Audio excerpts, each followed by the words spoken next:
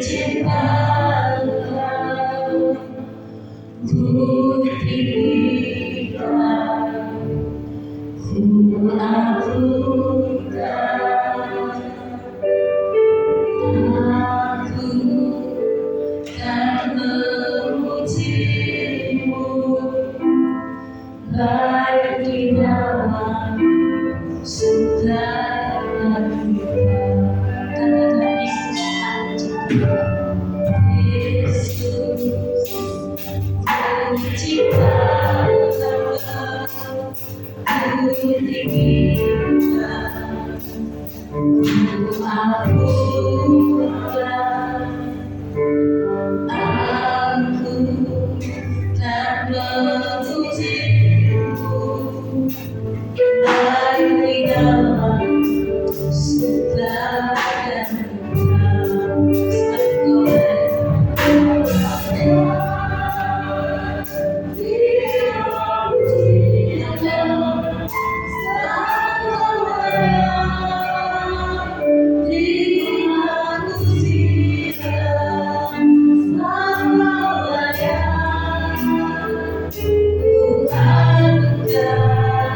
Yesus Raja di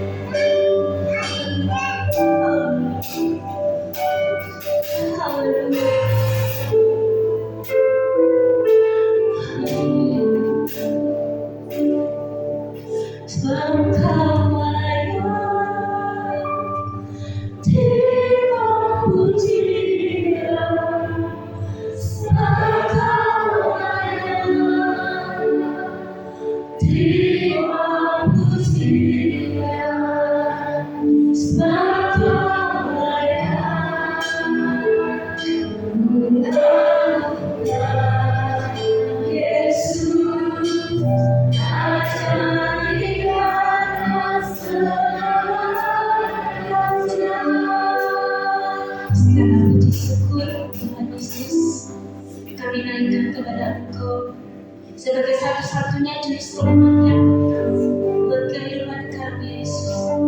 Kami mengucap syukur di minggu yang indah ini, di pagi yang indah ini. Engkau berkati kami, ya Yesus. Dengan kami dapat bersyukur meninggikan Engkau ya Bapa di minggu ini. Sekarang anak-anakmu ya Tuhan sudah berada di rumahmu, bersiap meninggikan Engkau, memuliakan Engkau, mengesampingkan kesibukan kami yang ada di rumah ya Bapa. Karena kami ingin memuliakan Engkau bersama-sama keluarga kami di tempat ini ya Yesus. Berkati kami semua dari awal sampai akhir ya Bapa. Karena kami boleh luasa meninggikan Engkau memuliakan nama Beliau Bapa. Dan kami memulai ibadah ini di dalam nama Tuhan Yesus Kristus. Haleluya. Amin. Puji Tuhan. Dipersilakan untuk kembali. kita boleh bersukacita menyanyikan pujian-pujian melalui hati dan mulut kita, dan kita semua boleh bersukacita karena Tuhan Yesus baik adanya. Mari kita angkat suara kita menyanyikan kita. Pujian Tuhan.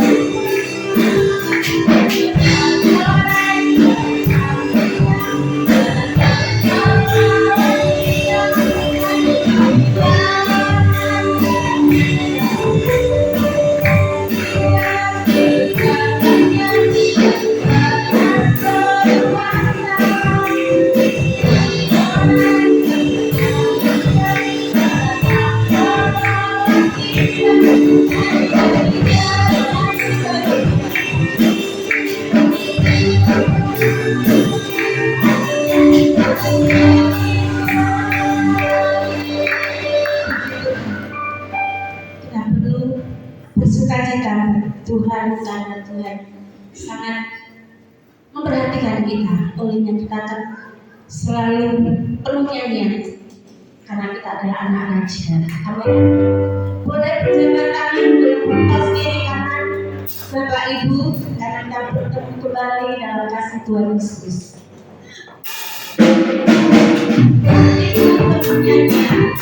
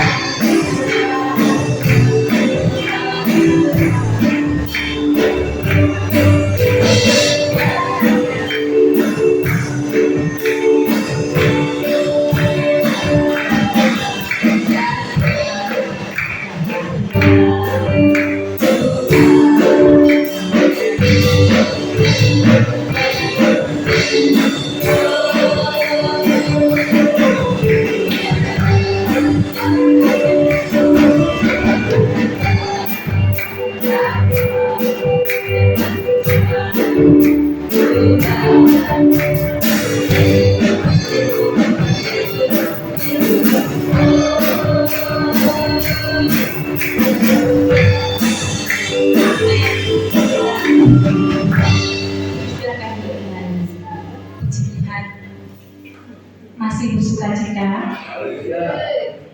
panas. Puji Tuhan, Tuhan pasti mendinginkan kita semua. Tuhan tetapkan langkah kita.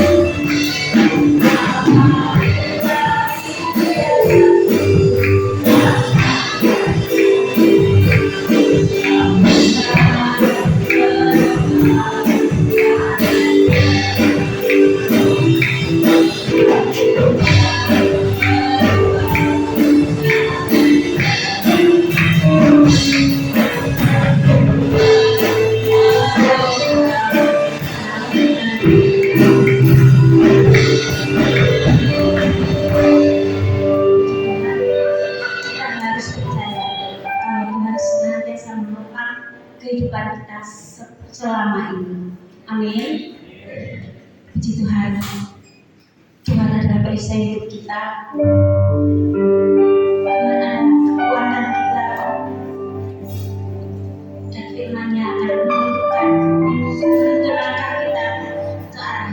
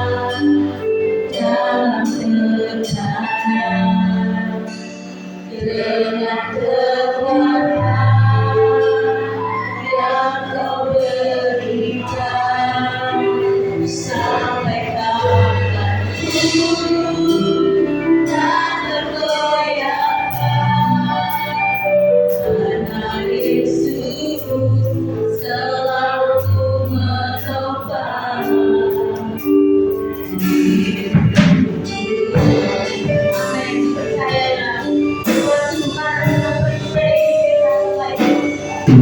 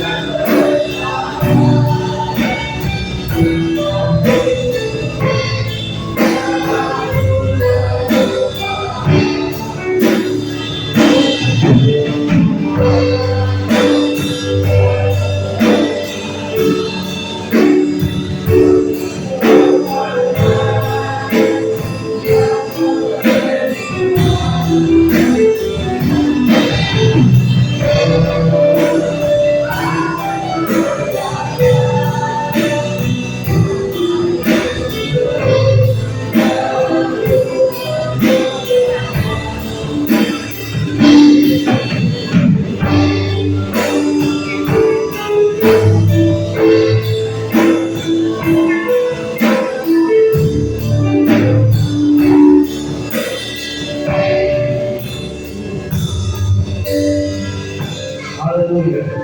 Terima kasih Bapa Surgawi. Kami kembali datang di hadapan Engkau. Inilah yang menjadi korban syukur pagi hari ini ya Tuhan. Seberapa pujian yang kami berikan di hadapan Engkau. Di mana ya Tuhan menjadi korban yang harus menyenangkan hati Engkau Tuhan. Terlebih Tuhan, kami mau menerima sabda firman.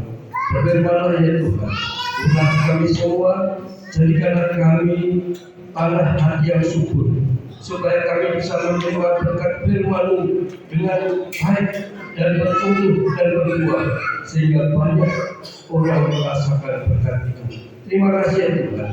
Dan berjuga akan berkati anak-anak-Mu, apapun yang menjadi pergumulan, permasalahannya, Tuhan itu akan melepaskan, itu akan berganti dengan sukacita. Terlebih Tuhan, Kau terus akan berkarya mulai hari ini sampai selama-lamanya. Terima kasih ya Tuhan. Kami sambut firman-Mu dalam nama Tuhan Yesus Kristus. Amin. Salam. Puji Tuhan.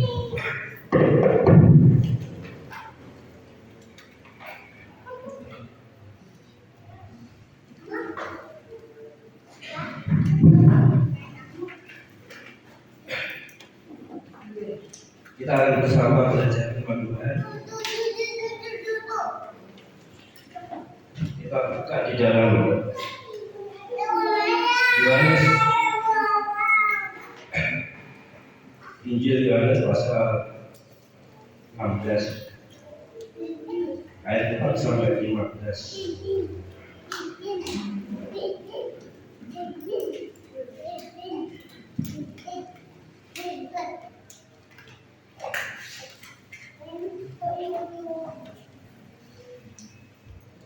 Yohanes pasal 16 ayat 4 sampai 5 sudah kita akan baca bergantian. Nanti saya yang genap, Bapak Ibu membaca yang janji secara bersamaan. Yohanes pasal 16 ayat 4 sampai 15. Pekerjaanmu. Tetapi semuanya ini kukatakan kepadamu, supaya apabila datang saatnya kamu ingat bahwa aku telah mengatakannya kepadamu. Hal ini tidak kukatakan kepadamu dari semula, karena selama ini aku masih bersama-sama dengan kamu.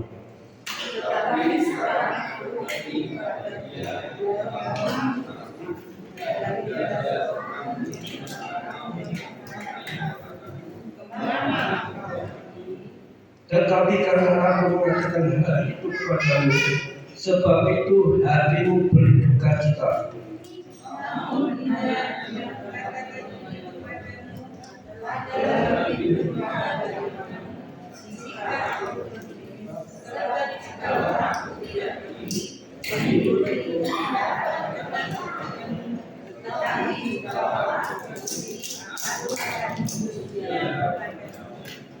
Dan kalau ia datang, ia akan menyesatkan dunia akan dosa, kebenaran dan penghakiman.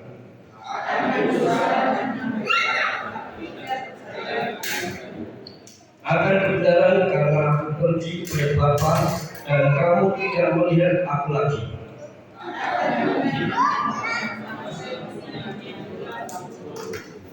Masih banyak hal yang harus kukatakan kepadamu, tetapi sekarang kamu belum dapat menanggungnya.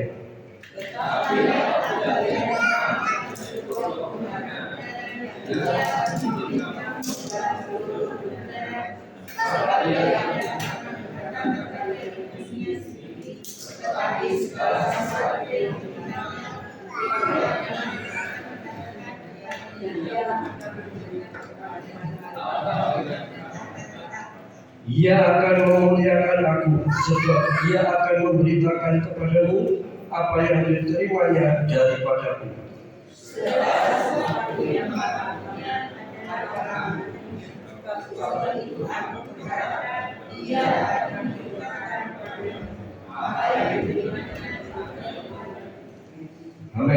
Puji Tuhan, terima kasih buat pembacanya dan Tuhan akan memberkati.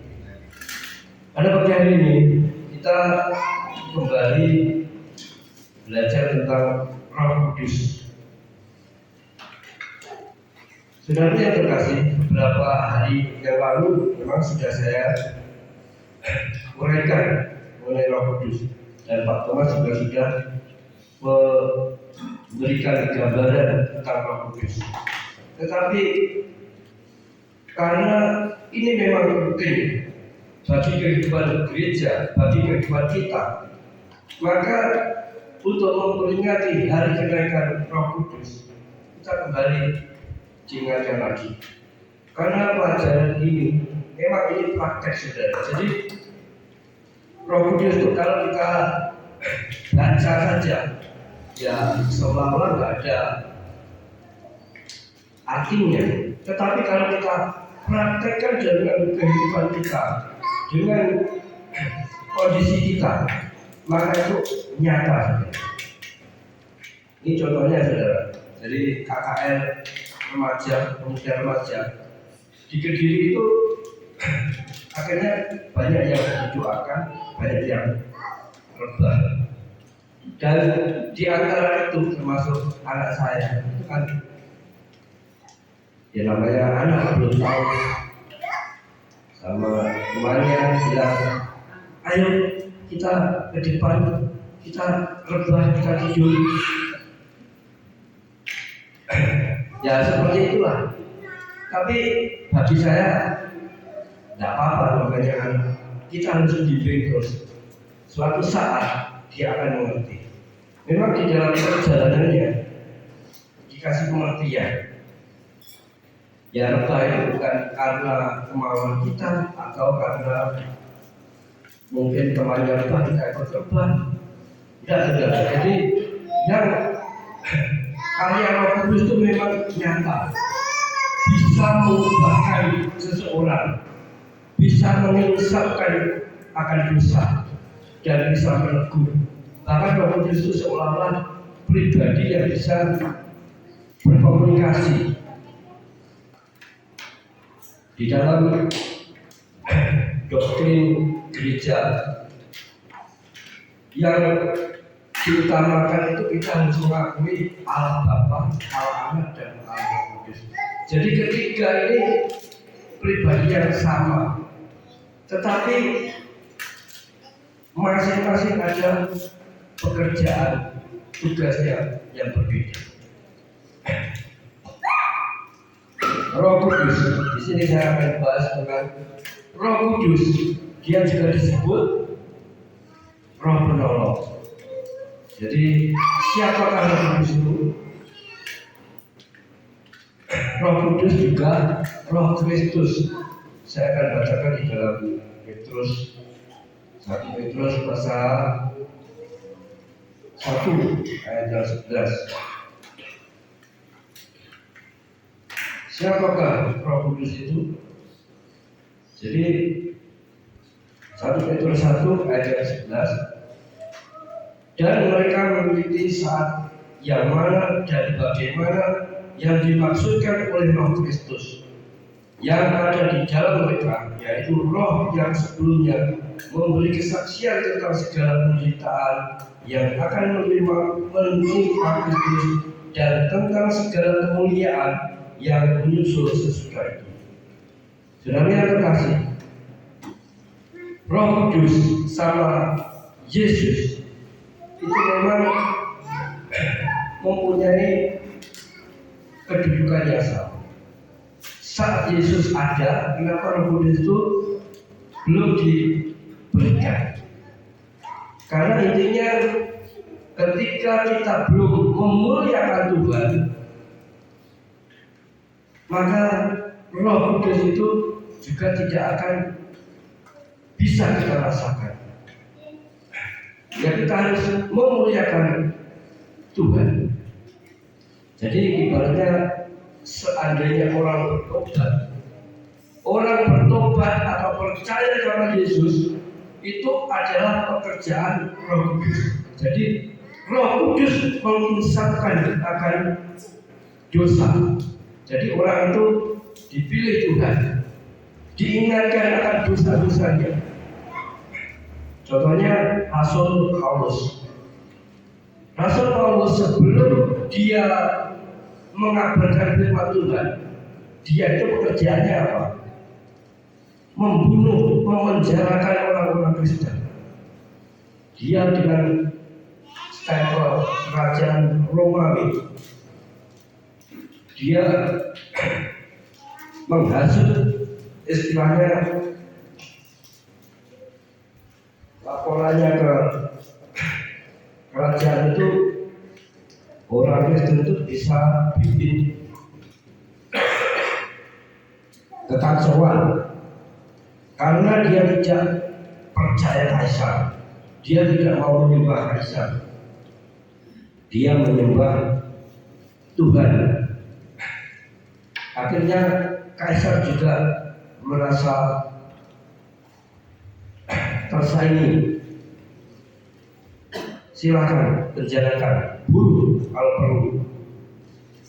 Paulus setiap hari berkeliling mencari orang-orang percaya untuk dibinasakan.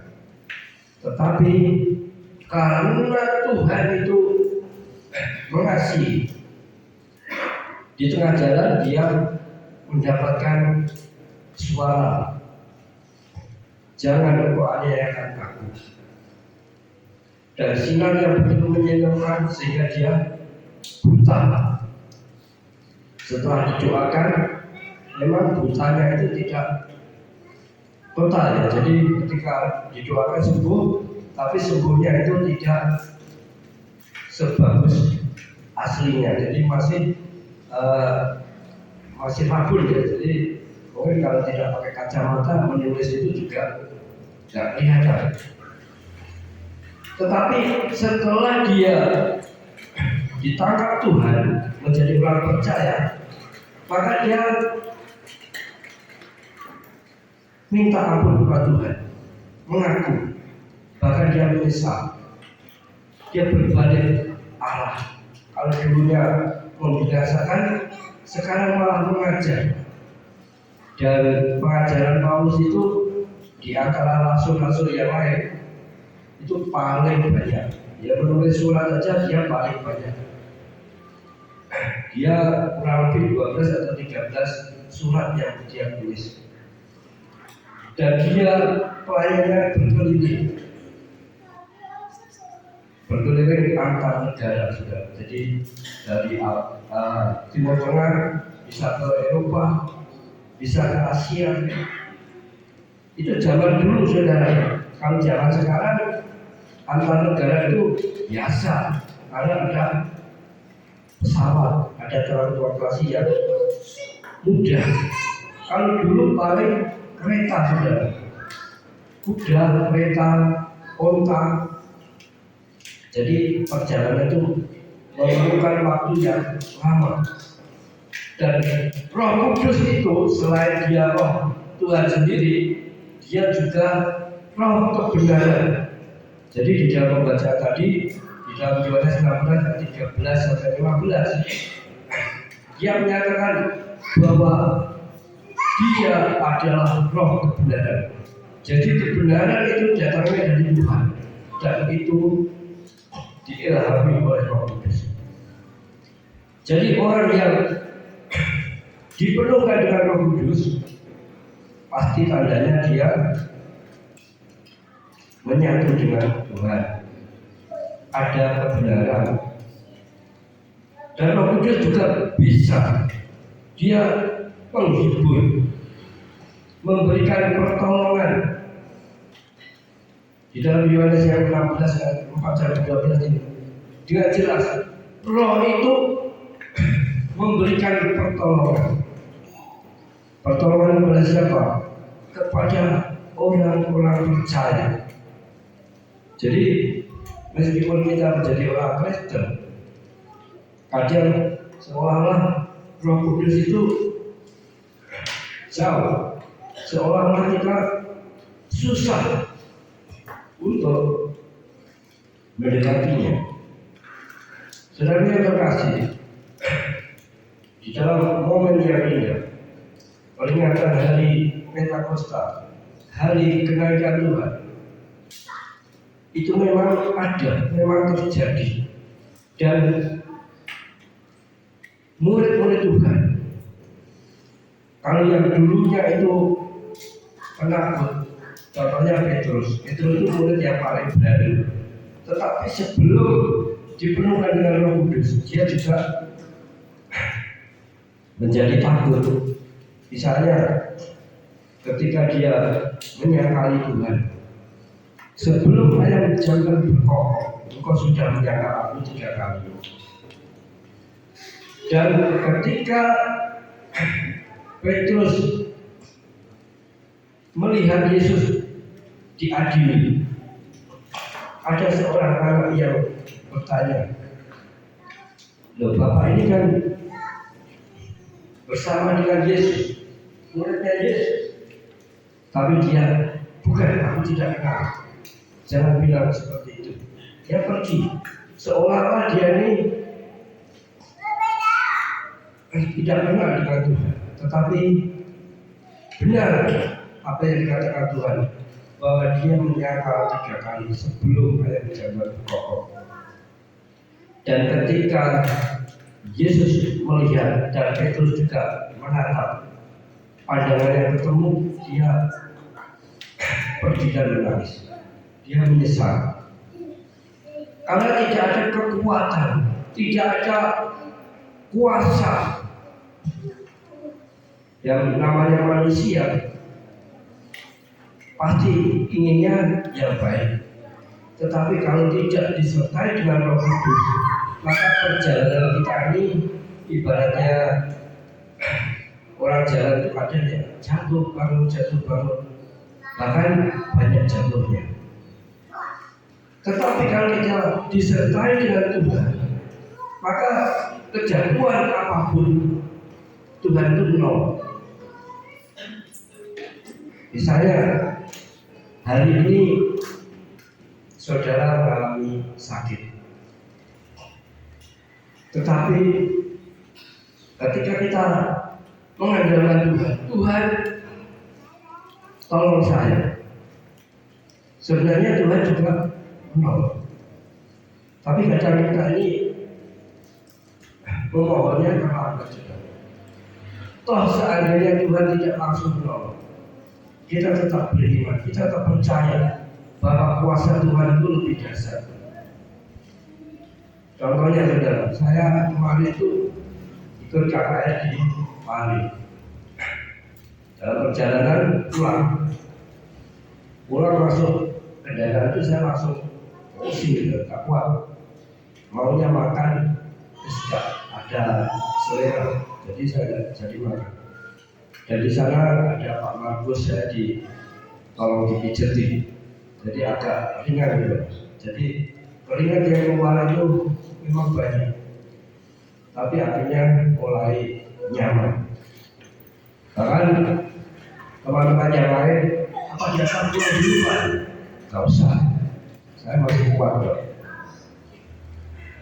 Jadi sampai pulang saya suruh bikinkan teh hangat sama ya dipijit, karena kalau pusing itu dipijit itu enak, nyaman. Puji Tuhan, malam hari sudah enak, sudah nyaman. Bahkan hari ini saya sudah tidak merasakan pusing lagi. Sebenarnya ketika kita menghadapi apapun, Roh Kudus itu memberikan pertolongan. Mengapa Roh Kudus itu harus datang? Ya. Jadi kalau Tuhan Yesus datang disalib, dia naik ke surga, kenapa Roh Kudus harus datang? Roh Kudus datang ke dunia ini untuk proses keselamatan kita. Jadi keselamatan semua manusia sebenarnya. Tapi kebanyakan manusia itu menolak. Karya Roh Kudus, yang pertama dia lahir. Dari kelahirannya saja, dia itu sudah kelahiran yang ajaib. dari seorang perawan Maria mengandung Roh Kudus dan diberikan nama Yesus. Dia tanpa seorang ayah secara jasmani. Makanya Bapak Yusuf atau tunangan dari Maria ini maunya dia akan meninggalkan secara pelan-pelan. Ketika dia mau meninggalkan tunangannya Maria, dia mendapatkan mimpi bahwa anak yang dikandung Maria itulah roh yang dari Tuhan. Saudara yang terkasih, kalau itu terjadi di dalam kehidupan kita, hanya melalui mimpi, kadang kita tidak mau percaya. Tetapi karena Yusuf ini orang baik zaman itu ya setia sama Taurat Tuhan. Dia rajin ke sinagog, ke rumah ibadah. Dia mengajarkan firman Tuhan, Taurat Tuhan. Makanya dia dikategorikan orang baik dan dia dengar sama Tuhan. Meskipun hanya dalam mimpi, dia bisa percaya sungguh-sungguh. Dan dia percaya juga kepada istrinya, tidak selingkuh. Saudara yang terkasih, karya Tuhan yang kedua, Yesus setelah dewasa, dia mengajarkan keselamatan, mengajarkan firman Tuhan. Sebelum dia terjun ke ladang Tuhan, terjun untuk mengabarkan firman Tuhan itu, dia dibaptis oleh Yohanes Pembaptis. Dan saat dia dibaptis dan diselamatkan di dalam air, dia bangkit dari air. Ada suara dari langit, inilah anakku yang kukasihi, daripadanya aku berkenan. Dan burung merpati itu hinggap di bahu Yesus. Makanya gereja GPDI itu lambangnya burung merpati. Jadi ada simbol burung merpati menjadi simbol Roh Kudus. Saudara yang terkasih, Roh Kudus dari dulu sampai sekarang sudah berkarya. Dia kepada Yesus, akhirnya Yesus diurapi dengan kuasa Roh Kudus. Dia mengabarkan kabar baik. Karena dulunya orang Israel atau orang Yahudi banyak yang tidak percaya sama Yesus. Bahkan dia pandai di dalam mengajarkan firman Tuhan, tetapi tidak mau melakukannya. Contohnya ada Nikodemus. Nikodemus itu ibaratnya termasuk majelisnya orang-orang Farisi, tokoh utamanya, guru besarnya. Dia datang kepada Yesus. Sebelum aku menimang bayi Yesus, aku tidak akan mati. Saudara yang terkasih, maka dari orang-orang Yahudi itu sedikit sekali yang percaya sama Yesus, bahkan sampai saat ini. Tetapi puji Tuhan, karena umat pilihan itu menolak, akhirnya orang-orang di luar Tuhan, orang-orang kafir, orang-orang yang tidak percaya dengan Tuhan, orang-orang yang tidak bersunat, itu menjadi boleh. Ibaratnya begini saudara, di dalam Matius 22 itu Allah Bapa itu mengadakan pesta pernikahan. Di dalam undangannya, orang pilihan-pilihan itu kan termasuk undangan utamanya sebenarnya. Tapi dia menolak, tidak mau. Akhirnya hamba-hamba dari raja itu menyuruh memanggil setiap orang yang di jalan, di persimpangan jalan untuk pesta perkawinan. Datang. Akhirnya banyak orang datang, termasuk orang-orang di luar Israel itu datang oleh Tuhan. Dia diberikan hak yang sama, asal percaya saja. Saudara yang terkasih, setelah Roh Kudus mengurapi Yesus melayani kurang lebih 3,5 tahun. Banyak orang percaya, banyak orang sakit disembuhkan, banyak mukjizat dinyatakan. Bahkan mukjizat pertama apa saudara?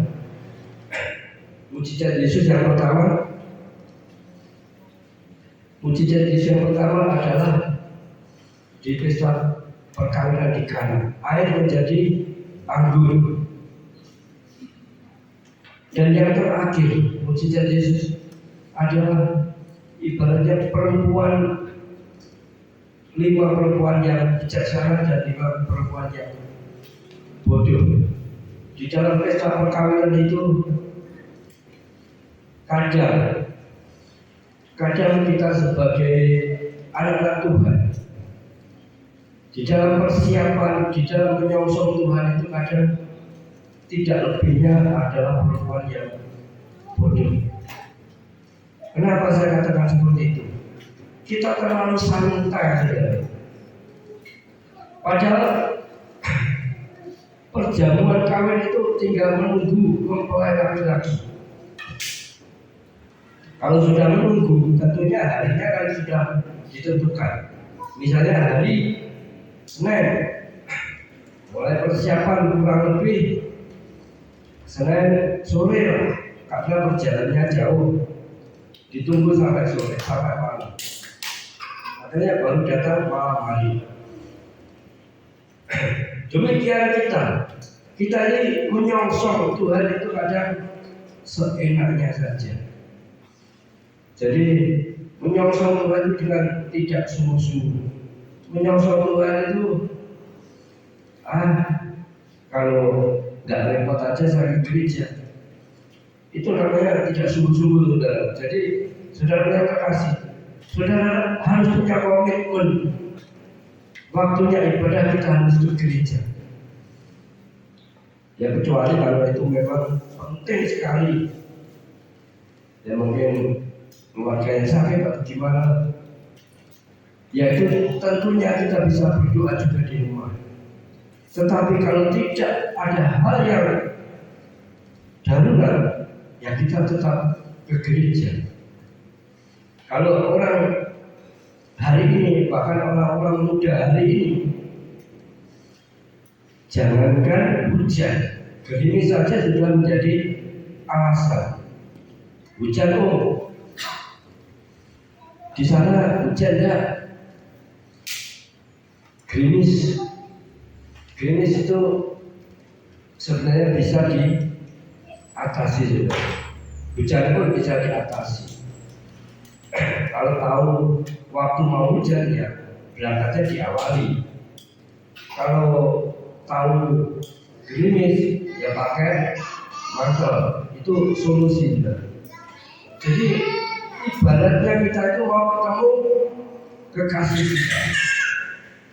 Kalau namanya mau ketemu dengan kekasih kita, ya pasti dengan segala daya usaha kita terjaga. Mungkin tak punya kendaraan. Kalau namanya mau ketemu kekasih ya gimana caranya?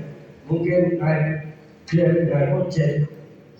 Kita awali supaya tidak terlambat, tidak menyakiti hatinya. Demikian di dalam kita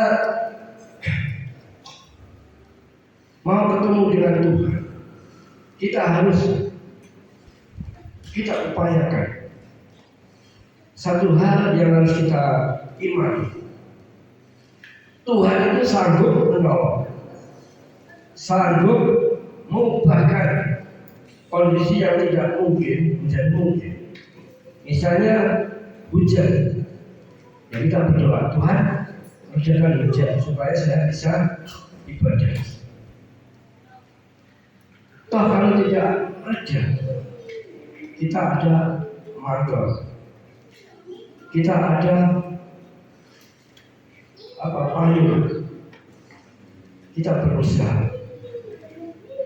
Saudara yang terkasih, di dalam Yesus melayani, Yesus pun mendapat berbagai tantangan. Dia difitnah, dia dihina, dia diusir. Setelah dia melayani, dia pun mempersembahkan hidupnya.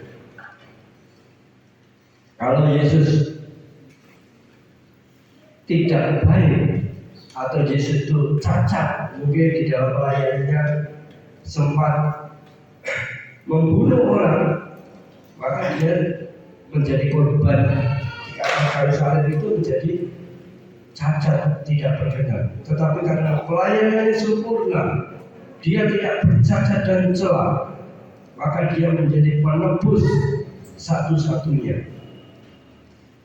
Yang dahulunya orang bersalah, orang berdosa harus mempersembahkan korban, tetapi karena dengan korbannya Yesus, maka tidak harus mempersembahkan korban lagi, karena di dalam Yesus sudah ada pengampunan dosa, sudah ada jaminan hidup kekal, ada keselamatan. Tetapi keselamatan yang Tuhan berikan harus kita pancarkan juga kepada yang lain. Apakah setelah kita percaya kita diam di rumah? Tidak, saudara. Jadi ibarat pelita itu jangan ditaruh di bawah kolong, jangan ditaruh di bawah gantang, tetapi di atas kaki dia, supaya menyinari banyak ruangan, sehingga orang melihat pelita, melihat cahaya itu, sehingga orang tidak lagi nubruk-nubruk. Ibaratnya orang di dalam kegelapan itu sama dengan orang buta. Jadi kita tahu mau ke sana cuma meraba-meraba. Ya, yang diraba-raba itu bendanya enggak ada setrumnya. Kalau yang di raba-raba itu setrum, ya bisa meninggal juga. Apalagi yang di raba-raba itu, ya mungkin kelihatannya aman-aman, tapi lubangnya dalam, bisa jatuh juga. Saudara yang terkasih, dan di dalam Roh Kudus, peranan Roh Kudus bagi orang percaya itu apa saja. Jadi peranan yang Roh Kudus itu banyak, saudara. Bagi kita banyak, ya. Mengisahkan akan dosa itu di dalam Yohanes 16. Memimpin di dalam hati kita. Jadi ketika kita percaya Roh Kudus itu ada di dalam hidup kita, dia itu sebenarnya mau memimpin kita kepada kebenaran. Makanya kalau kadang kita tidak ingin ke gereja misalnya, hari Minggu saya tidak ke gereja lah, saya mau ke rekreasi misalnya. Tetapi di dalam hati itu ada pergolakan. Ya gereja dulu lah, rekreasi kan bisa ditunda, setelah gereja kan bisa. Tetapi kadang kita mengabaikan suara Roh Kudus. Kita malah memilih saya ke tempat rekreasi. Ini kejadian saya sering dulu itu, misalnya Minggu masih anak-anak sudah, jadi sebenarnya nggak ada tugas sudah. Jadi memang dulu pekerjaan saya itu awal kerbo gitu. Jadi karena mungkin agak malas ke gereja, saya mau aja. Ketika di lapangan itu kan banyak anak-anak, jadi main-main sama teman-teman di sana banyak. Ketika saya di lapangan itu ada teman yang bawa sepeda, dan saya menaruh karet itu di ban sepedanya dia. Tidak saya baca, tapi tidak saya taruh aja. Tiba-tiba bannya itu kempes, meledak, duk. Karena zaman dulu itu sepeda nggak seperti saat ini sudah. Dulu itu ban itu mau bangun, bahkan ban dalam itu sudah metul itu masih dipakai sudah. Karena ekonomi sudah. Tapi kalau sekarang belum halus saja sudah diganti. Akhirnya dia menangis lapor sama bapaknya.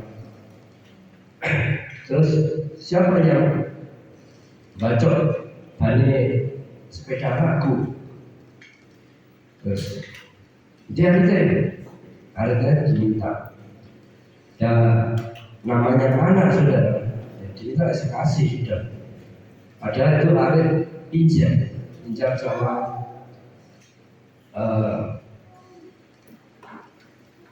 paman ya, ponakannya adiknya ibu. Jadi setelah pulang ya saya bilang ada di jalur ya sudah. Dalam kondisi seperti itu pergumulan itu, gara-gara saya meninggalkan gereja, saya dapat musibah. Itu versi anak ya, jadi kecil sekali, sebenarnya ringan, tetapi namanya anak sudah ketakutannya berlebihan. Nah, kalau gitu saya nggak tinggalkan. Jadi saya percaya bahwa kalau kita mengutamakan Tuhan itu pertolongan ada, tetapi kalau kita tidak mengutamakan Tuhan, ya Tuhan itu mau yang menolong. Tetapi kalau kita ditolong nggak mau, ya dibiarkan dulu sampai angkat tangan, baru Tuhan turun tangan.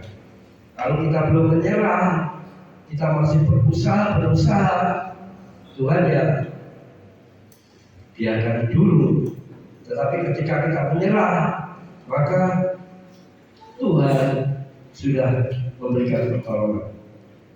Yang selanjutnya, Roh Kudus itu mengajari akan firman Tuhan. Jadi mengajari. Jadi di dalam kehidupan kita ini, kalau kita belajar firman Tuhan, maka makin hari makin ditambahkan nikmatnya. Kalau kita tahu sudah Roh Kudus itu mengajari firman Tuhan, kita tidak mau belajar firman Tuhan, ya bodoh mawar sudah nggak ada nilai tambahannya. Ya kita berusaha, nanti yang tidak jelas, yang tidak tahu, Tuhan akan memberikan hikmat baik itu melalui saudara yang lain, melalui pengalaman hidup kita, melalui tayangan televisi mungkin, bisa melalui siapa saja. Tuhan itu berkarya. Terus yang selanjutnya, Roh Kudus itu menolong di dalam kelemahan. Seringkali kita lemah, gak mampu, tetapi ketika kita berseru pada Tuhan, Tuhan itu memberikan kemampuan. Mungkin saudara di dalam kehidupannya ada masalah, kalau kita selesaikan sendiri tentunya nggak mampu. Tetapi Roh Kudus berdoa, maka Tuhan sangat memulihkan. Mungkin dari segi kerjaan, segi pendidikan.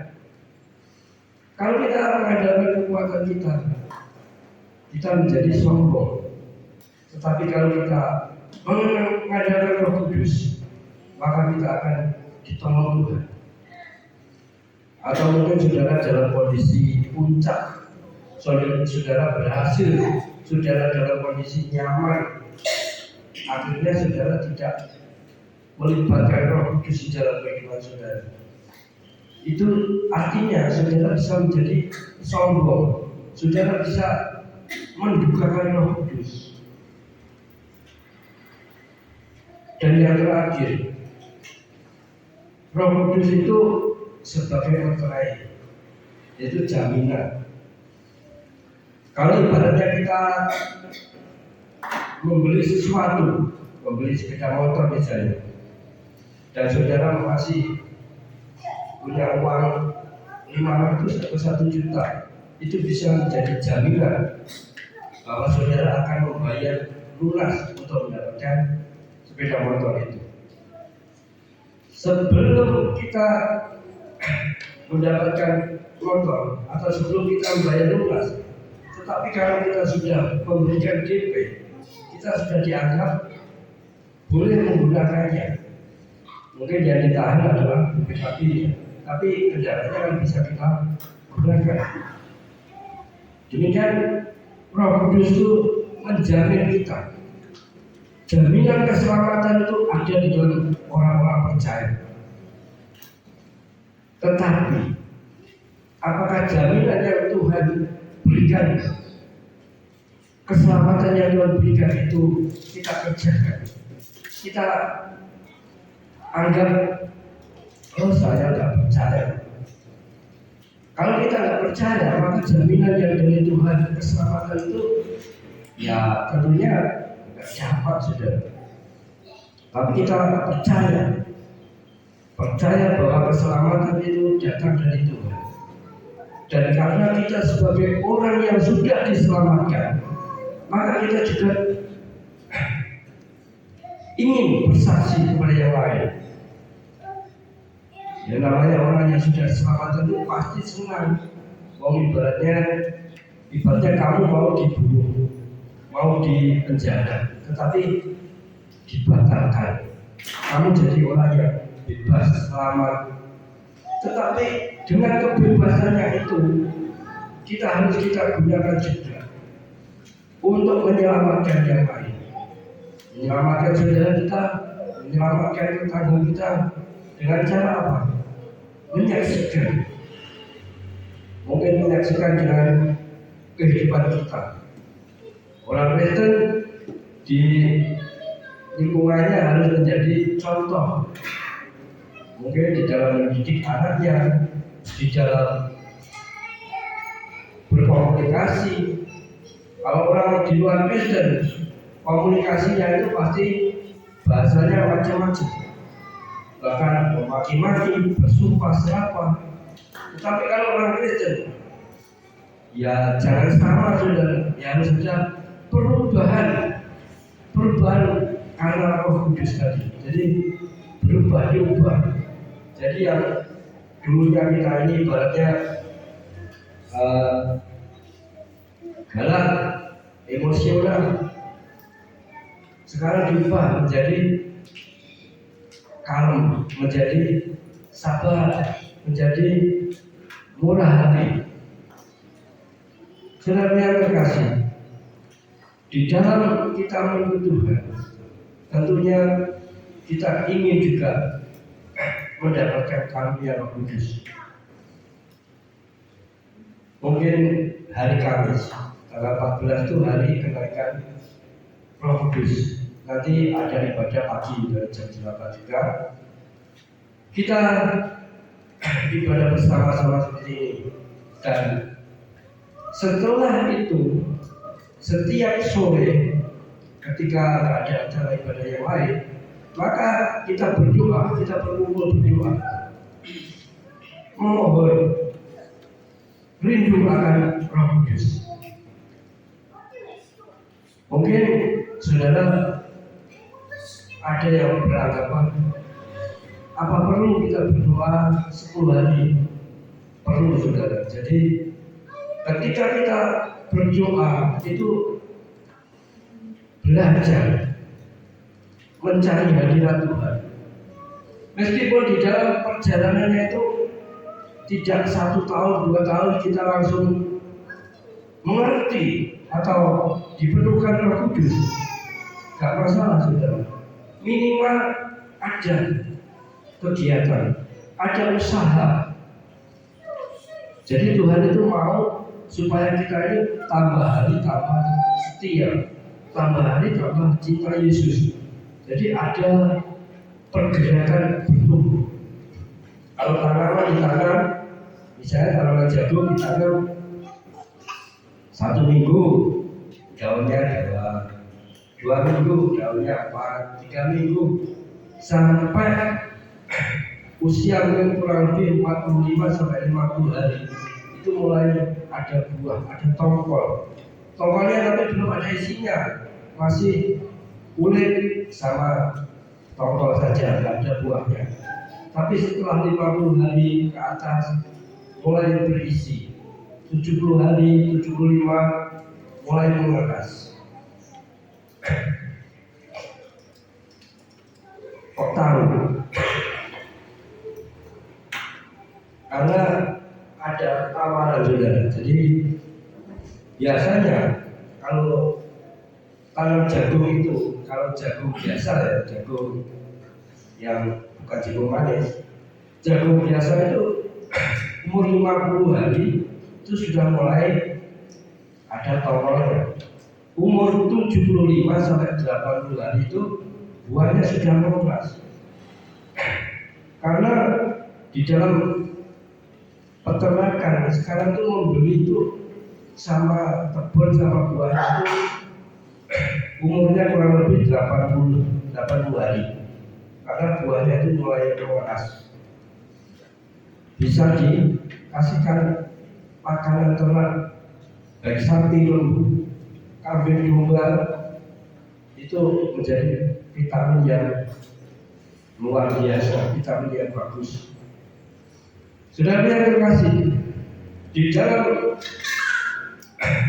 karya Roh Kudus kita harus mengalami. Jadi nanti kita mulai dengan doa,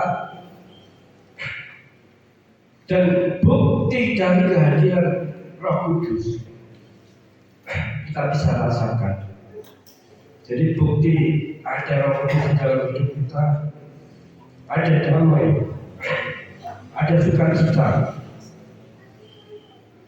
Saudara yang terkasih, mungkin hari ini saudara secara keuangan, secara ekonomi pas-pasan, bahkan kekurangan.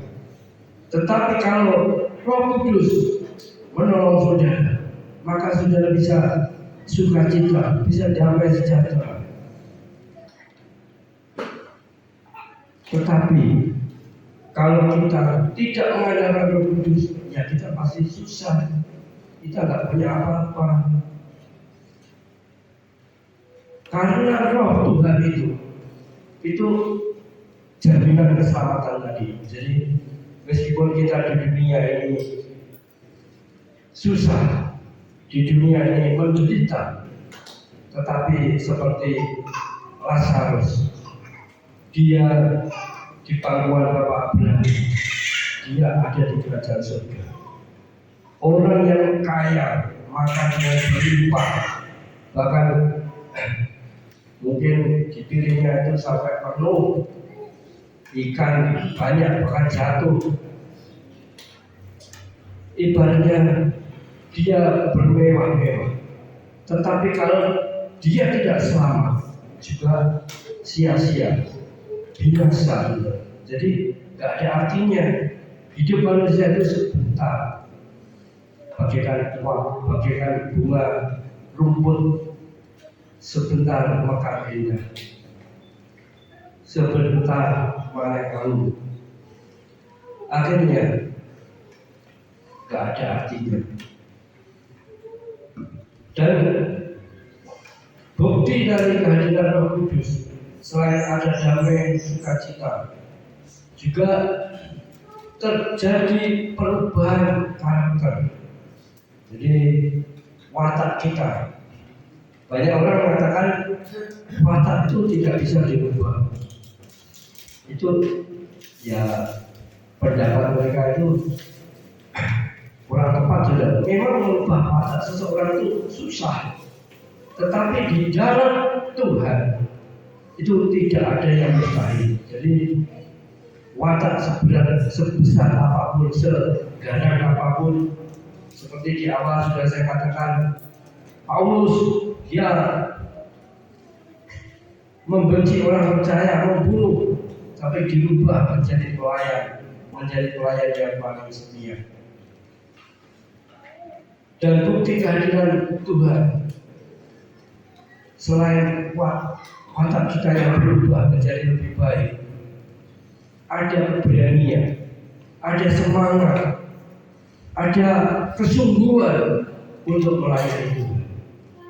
Jadi ciri-ciri itu harus ada pada orang Kristen. Dulunya mau bersaksi itu bingung. Kalau ke tempatnya tetangga, tempatnya teman, mau bersaksi itu dari mana dimulai? Ngomong apa saya? Tetapi karena ada Roh Kudus, Dia akan memberikan pertolongan, Dia akan memberikan jawaban, bahkan Dia akan memberikan hikmat, sehingga kita ini bisa berani. Mungkin dulu di lingkungan masyarakat kita ini mau bersaksi tentang Kristen aja susah, malu. Bahkan kalau ditanya, bapaknya Kristen ya, diem, gak ada keberanian untuk mengatakannya. Tetapi setelah Roh Kudus ada di dalam hidup kita, maka keberanian itu ada. Seperti beberapa waktu di tempatnya Pak Daniel, saya katakan Rasul Petrus itu dulunya juga orang biasa, berani mengatakan firman Tuhan. Bahkan sama anak kecil dia takut, tetapi setelah hari Pentakosta dia dipenuhkan dengan Roh Kudus. 3.000 orang percaya, dibaptis, luar biasa. Jadi Roh Kudus itu ada kuasa. Kalau saudara rindu, mungkin nanti tanggal 14 kita ibadah, besoknya tiap sore kita berdoa, monggo semua diundang, kita belajar mendekat sama Tuhan. Kalau kenapa Roh Kudus itu tidak diberikan? Ya karena kita tidak memuliakan Tuhan. Kalau kita memuliakan Tuhan, maka Roh itu akan diberikan kepada setiap anak-anaknya yang rindu kepadanya. Puji Tuhan, teman-teman, saya akhiri sampai di sini. Kiranya pemain musik bisa maju ke depan. Kita akan menyaksikan yaitu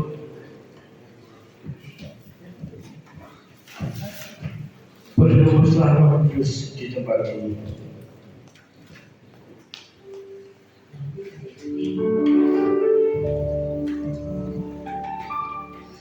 Berhembuslah Roh Kudus di tempat ini.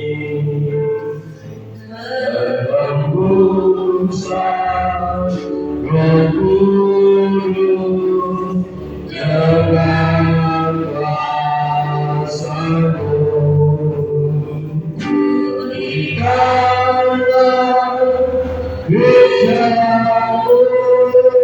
Di akhir zaman,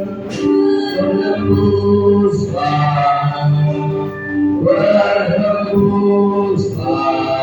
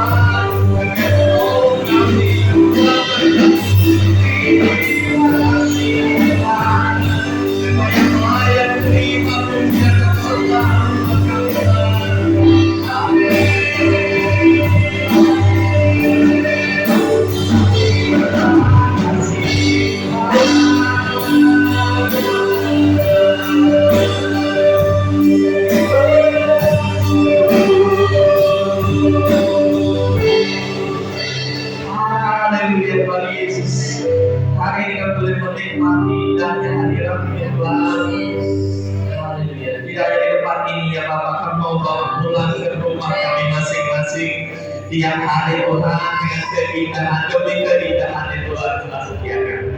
Haleluya. Tuhan, walaupun Engkau tahu yang dalam kelemahan dan kesusahan dan kesulitan, Tuhan Yesus segala keperluan Engkau Tuhan telah sediakan. Kami serahkan dalam nama Tuhan. Terima kasih untuk mengingat firman yang disampaikan pagi hari ini. Berkati hamba-Mu yang telah menyampaikan Tuhan, dan juga urapi kami setiap umat yang telah mendengarkan. Untuk kami senantiasa gagel Gusti berserah berpegang pada Roh Kudus setiap hari. Sebab kami adalah jalan sendiri tanpa-Mu ya Tuhan. Tuhan Yesus, kami serahkan dalam tangan hidup kami. Mulai hari ini sampai Engkau memanggil kami, Engkau Allah Immanuel, Engkau yang senantiasa beserta kami. Pasti setiap hari Engkau berikan mujizat-Mu dan anugerah-Mu yang luar biasa bersedia bagi kami. Terima kasih Tuhan. Kami mau sebentar untuk memberikan sedikit persembahan untuk pelayanan di tempat ini. Tuhan Yesus cukupkan dari keperluan pastoral dan keperluan gereja. Tuhan dengan cara-Mu yang ajaib Engkau mampu mencukupkan. Amin. Bahkan dapat memberikan sukacita di dalam nama Tuhan Yesus Kristus yang mengucap syukur. Haleluya. Amin. Terima kasih Saudara Ibu. Terima kasih Bapak Kadis buat firman yang sudah disampaikan. Tuhan berkati. Dan kita senantiasa diberkati juga firman Tuhan. Persembahan Kijarada kita sambut memuji Tuhan kita.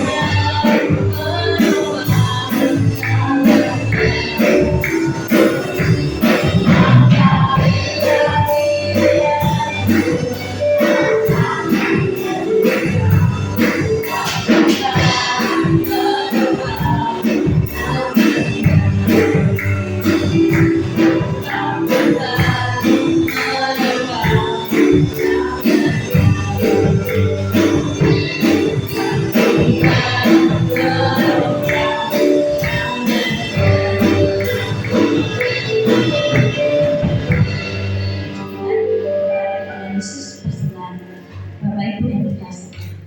Amin.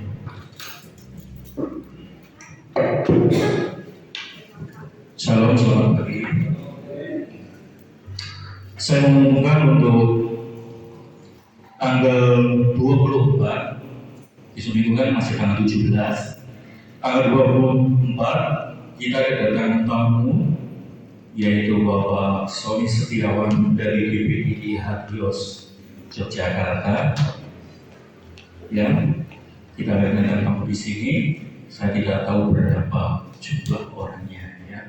Tapi kita berdoa supaya adanya tamu ini bukan karena kita mengundang, tapi mereka yang datang untuk memberi berkat rohani kepada kita. Latar belakang dari Bapak Sony adalah seorang pengusaha, ya.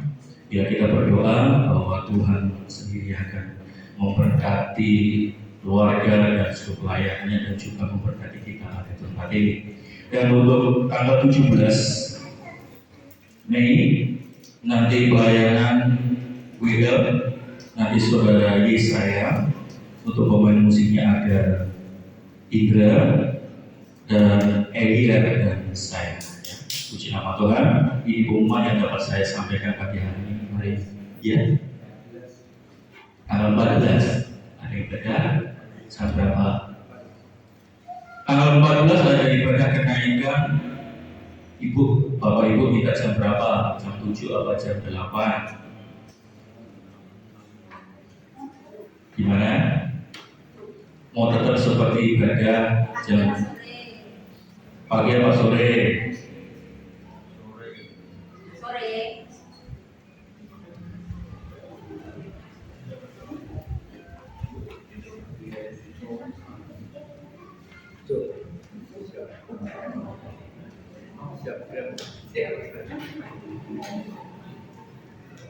Pemainnya yang ada kalau sore pagi aja ya.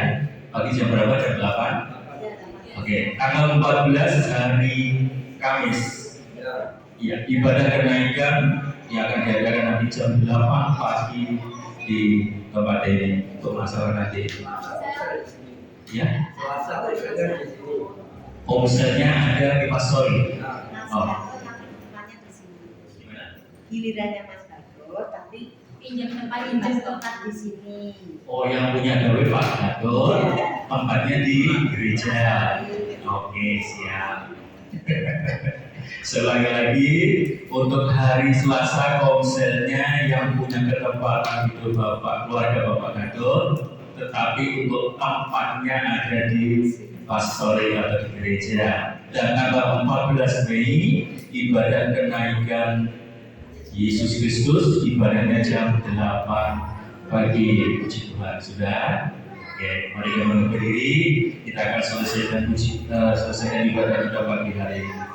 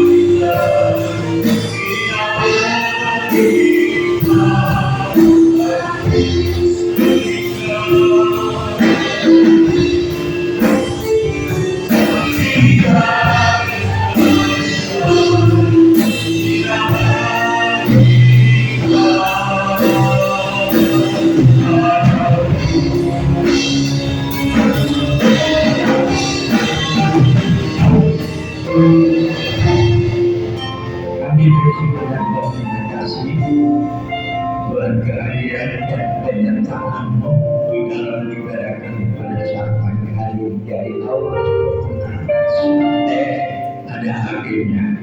Ya kiranya Tuhan firman yang memotivasi dalam kehidupan kami dan menyemangati kami Tuhan menjelang kedatangan Tuhan yang kali kedua. Dan kiranya Roh Kudus yang memampukan kami, menopang kami, menyertai kami, sehingga Tuhan kami kuat di dalam menghadapi berbagai hal. Dengan satu keyakinan bahwa Tuhan yang senantiasa menolong dan memberkati dengan segala. Terima kasih Bapak di surga, kami berdoa untuk hamba-Mu yang sudah melayani kami pada saat pagi hari ini. Kiranya Engkau pakai hari bertambah hari. Berikan Tuhan sesuai dengan kasih karunia yang Allah berikan, sehingga Tuhan dipermuliakan. Ini kan juga kami serahkan ibadah Tuhan satu pekan ke depan. Kiranya Tuhan akan tolong dan campur tangan, supaya Tuhan di setiap kali beribadah kami siap Tuhan untuk dibentuk melalui kebenaran daripada firman-Mu, sehingga pujian dan nyanyian penyembahan itu menjadi berkat dan jumpa yang berbahagia dalam hadirat-Mu. Juga Tuhan kami akan berdoa jauh-jauh hari pada tanggal 24 nanti. Tuhan haleluya, kami serahkan hamba-Mu yang Kau utus untuk memberkati kami Tuhan haleluya di tempat ini dengan kebenaran firman-Mu, sehingga Tuhan dipermuliakan. Terima kasih Bapak di surga, terima kasih kami serahkan semuanya dalam tangan-Mu. Bagi anak-anakku yang tidak sempat hadir pada saat pagi hari ini, karena sesuatu hal yang tidak dapat mereka wakilkan, Tuhan Kau memberkati sebagai karyawan-karyawan di Pramunisma. baik di dalam maupun di mancanegara. Buat berkati dengan kekuatan kesadaran dan kemampuan, sehingga Tuhan dipermuliakan. Bagi anak-anak kami yang masih duduk di bangku sekolah, dari PAUD, TK, SD, SMP, SMA, bahkan di perguruan tinggi, kami serahkan di dalam tangan Tuhan. Terus mewah bagi anak-anak kami yang duduk di bangku yang terakhir di SD maupun di SMP, SMA, Tuhan yang menghadapi ulang-ulang untuk kenaikan kelas, yang kiranya berkati dengan kekeraman, berkati Tuhan dengan kepandaian, sehingga Tuhan ada satu perbedaan di antara anak-anak kami yang percaya kepadamu dan yang tidak percaya kepadamu, sehingga mereka berhasil dengan satu nilai yang baik Tuhan, sehingga mereka dapat meneruskan melanjutkan satu tingkat lagi Tuhan di kelas yang lebih tinggi. Memberkati kedua orang tua mereka, segala usaha dan pekerjaan mereka, tanah, ladang, cawan, tanaman, ternak, baru diakan usaha dan kebanggaan mereka. Berkati Tuhan dengan berkat yang limpah untuk memenuhi segala kebutuhan dan keperluan bagi putra putri mereka. Terima kasih Bapak di surga, yang diserahkan bangsa mereka di dalam tangan-Mu. Ya kiranya Tuhan berkat dan anugerah-Mu, kemurahan-Mu dan belas kasihan-Mu, Engkau nyatakan di tengah-tengah negara dan bangsa kami, sehingga benar-benar Tuhan bangsa negara kami boleh menikmati arti daripada damai sejahtera yang sejati. Karena dengan damai sejahtera yang sejati dapat dari surga itu yang akan menguatkan dan mengakukan mereka, sehingga Tuhan dipermuliakan. Baik anak-anakmu yang bekerja di dalam pemerintahan, pakailah mereka, jadikanlah mereka menjadi penopang, menjadi saksi-saksi daripada Tuhan, sehingga Tuhan dipermuliakan. Bagi para pemimpin bangsa kami, Bapak Presiden beserta wakil dan seluruh jajaran kabinet Nusantara Baru Indonesia Maju, bekerja sama bersama dengan DPR RI dan DPD maupun di pusat maupun di daerah, para gubernur, bupati, wali kota, para camat, kelurahan, kepala desa, sampai lembaga yang terdaftar tidak kami berkati dan anugerah dari dalam hati mereka roh yang takut kepada Tuhan, sehingga melakukan semua program-program pemerintah dengan jujur, setia, adil dan seadil-adilnya, sehingga terciptanya suatu negara yang adil, makmur, limpah, bersinar. Demikian Tuhan TNI Polri yang senantiasa menjaga kebutuhan kelestarian negara kesatuan Republik Indonesia sebagai harga mati. Tuhan kalian untuk menjaga kestabilitasan bagi keamanan, ketenteraman, damai sejahtera secara kondisi, sehingga Tuhan yang dimuliakan. Terima kasih Bapak, terima kasih semuanya kami serahkan di dalam tangan-Mu.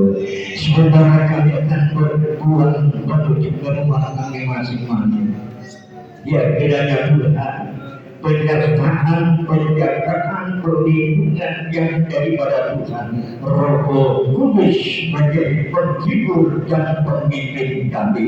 Terima kasih Bapak di surga, terima kasih sekali setelah yang dikasihi Tuhan.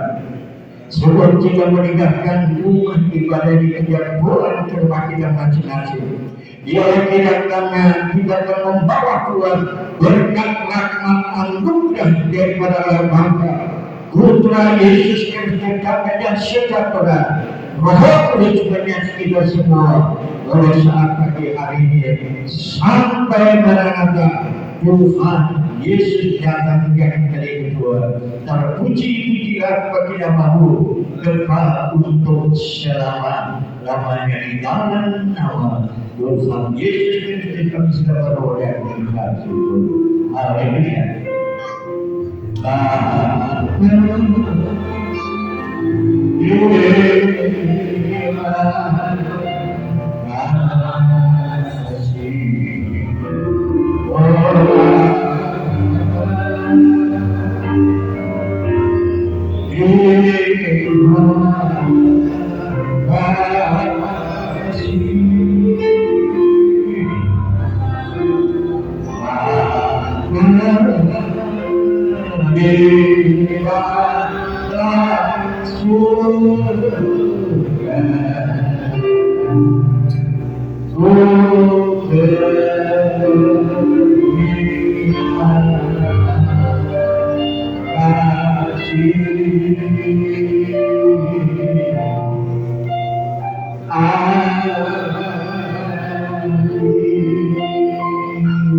Jiwa semuanya telah bergabung.